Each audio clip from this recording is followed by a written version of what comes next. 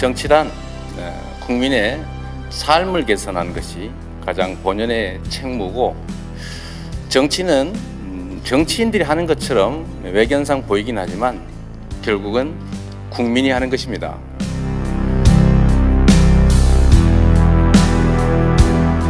민심에 어긋나는 정치는 일시 성공하는 듯 보일 수 있지만 결국은 민심을 따라갈 수밖에 없다라는 점을 저는 확신합니다.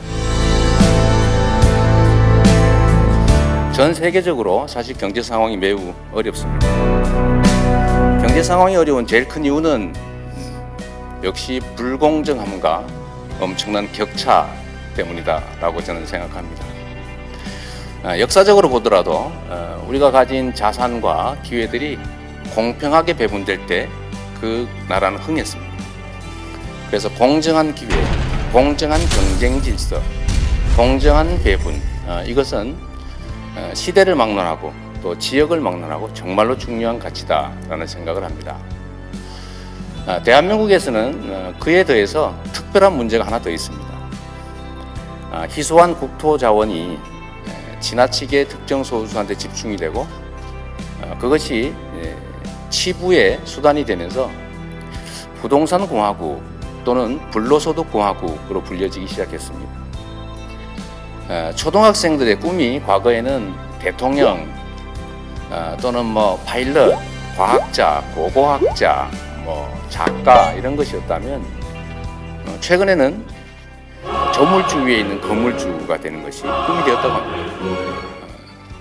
이건 결국 뭘 말하냐면 내가 성실하게 노력해서 그 노력의 대가를 받는 것보다는 타인이 노력한 결과물을 부동산이라고 하는 특정한 희소한 수단을 통해서 부당하게 취하고 편히 좀 살자라는 것이겠죠.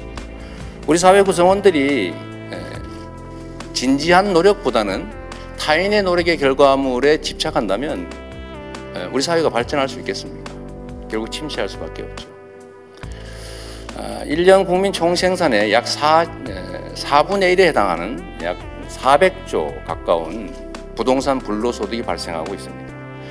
그에 대한 과세는 제대로 이루어지고 있느냐? 실제로는 전혀 그렇지가 못한 게 현실이죠.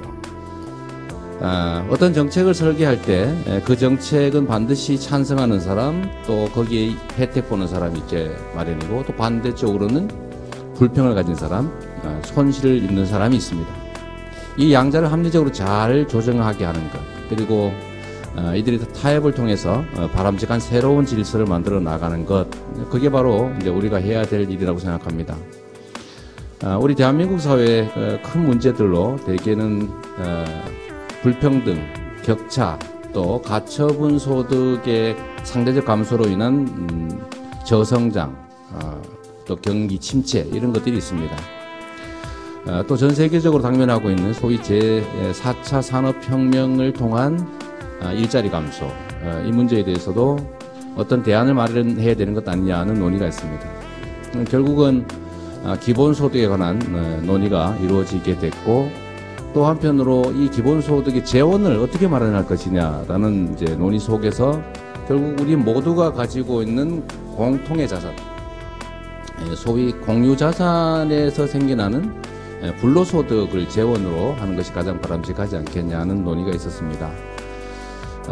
그래서 결국은 국토 보유세를 통해서 불평등도 완화하고, 또 부동산 불로소득 공화국이라고 하는 오명도 벗어나고, 또 그걸 재원으로 해서 적게나마 기본소득을 만들어서 우리 국민들이 이런 제도에 대해서 동의한다면 그때서부터는 큰 저항 없이 조금씩 확대해 나갈 수 있지 않겠냐라는 그런 정책 아이디어를 우리가 만들어내게 됐습니다. 실제로 실행 가능성에 대해서 의문을 가지시는 분들이 많습니다. 이론적으로 상당히 합당하다, 옳은 일이라면, 그리고 실현 가능하다면 하면 되는 것이고, 하면 실현되는 겁니다. 그래서 저희가 경기도에서 말씀드리고자 하는 것은 전 국가 단위로 이걸 시행하기가 만약 어렵다면 경기도 또는 해당 자치단체들이 선택적으로 시행할 수 있는 기회를 부여해 주면 된다. 그것은 결국 조세 법률주의라고 하는 현재의 헌법 체제를 벗어나지 않고도 즉 개헌을 하지 않고도 할 수 있는 일이다라는 말씀을 꼭 드리고 싶습니다. 지방세 기본법에 국토보유세라는 형태의 세 제도를 만들어내고 그 세율이라든지 또는 그 용도라든지 시행 여부를 각 광역자치단체 정도에다가 위임하면 됩니다. 그렇게 하면 현행 헌법제도 하에서도 충분히 실행 가능하다는 말씀을 첫째로 한번 드리고 싶고, 자산을 보유하면 자산에 대한 세금을 냅니다. 우리는 자동차를 보유하고 있다는 이유로 연간 그 시가의 약 2% 정도에 해당하는 자동차세를 냅니다. 이 부동산 자산에 대해서는 0.27%, 최근 조사로는 더 낮아졌다고 하는데 0.3% 이하의 세금을 내고 있습니다. 자동차는 소모되는, 결국 없어지는 자산입니다. 그리고 자동차에서는 수익이 생겨나지 않습니다. 반대로 영원히 사라지지 않는, 그리고 그 토지에서는 또 수익이 생겨나는데 그 수익이 생겨나는 영원히 존재하는, 영속하는 토지에 대한 세금은 이 자동차세의 7분의 1, 심지어 한 10분의 1 정도에 불과하다라고 하는 것은 매우 불평등한 제도인 거죠.